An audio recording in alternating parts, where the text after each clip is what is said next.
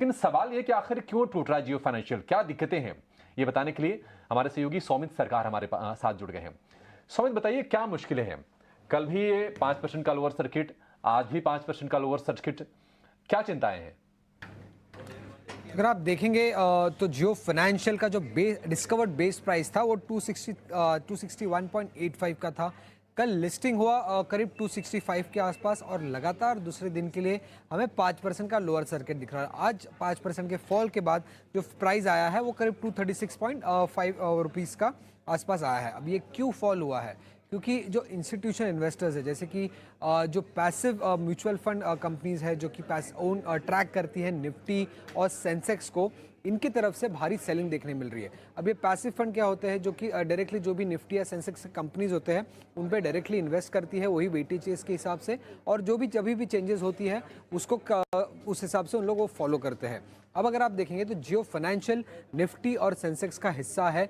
Wednesday तक ये company हिस्सा रहेगी निफ्टी और सेंसेक्स का, और थर्सडे को इस कंपनी को निफ्टी और सेंसेक्स से बाहर निकाल दिए जाएंगे।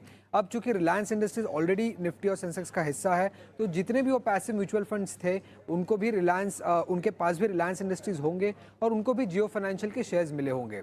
अब चूंकि जियो फाइनेंशियल थर्सडे को दोनों ही इंडेसेस से बाहर निकल जाएंगे, तो इन म्यूचुअल फंड्स को भी उनके शेयर्स को बेचने पड़ेंगे, लिक्विडेट करने पड़ेंगे मार्केट में, क्योंकि वो जियो फाइनेंशियल होल्ड नहीं कर सकते, क्योंकि जियो फाइनेंशियल निफ्टी और सेंसेक्स का हिस्सा नहीं रहेगा। और इसी कारण हमें ये सेलिंग देखने मिल रहा है अभी जियो फाइनेंशियल में, और इसलिए लोअर सर्किट लगा है। अब एनालिस्ट के हिसाब से निफ्टी से बाहर जाने के कारण करीब 90 मिलियन शेयर्स की सेलिंग एक्सपेक्टेड है, और सेंसेक्स से बाहर जाने के कारण करीब 55 मिलियन शेयर्स की सेलिंग एक्सपेक्टेड है। तो कुल मिला के करीब 14.5 करोड़ शेयर्स की सेलिंग एक्सपेक्टेड है। उसके साथ अगर आप देखेंगे तो जियो फाइनेंशियल के शेयर्स जो जीडीआर होल्डर्स है, अब रिलायंस इंडस्ट्रीज का जीडीआर लंदन में लिस्टेड है, तो उन्हें भी जियो फाइनेंशियल के शेयर्स मिले हैं। तो एनालिस्ट ऐसा मान रहे हैं कि जीडीआर होल्डर्स भी शायद इसको सेल कर सकते हैं। तो उनके पास करीब 17 करोड़ के आसपास शेयर्स है। तो कुल मिला के करीब 30 करोड़ के आसपास के शेयर्स की सेलिंग एक्सपेक्टेड है जियो फाइनेंशियल में, और इसी कारण ये 5% का लोअर सर्किट कंटिन्यूसली लग रहा है जियो फाइनेंशियल पे। अब सर्किट क्यों लग रहा है? क्योंकि जियो फाइनेंशियल लिस्ट हुआ है T2T सेगमेंट में। इसका मतलब ये है कि यहाँ पे सिर्फ डिलीवरी बेस्ड ट्रेडिंग हो सकती है, इंट्राडे ट्रेडिंग नहीं हो सकती है, और ये अगले 10 दिन तक होगी, मतलब लिस्टिंग से लेके अगले 10 दिन तक। और इसी कारण तब तक अगर भारी सेलिंग देखने मिली तो 5% का लोअर सर्किट लगने को देख सकते हैं हम जियो फाइनेंशियल पे।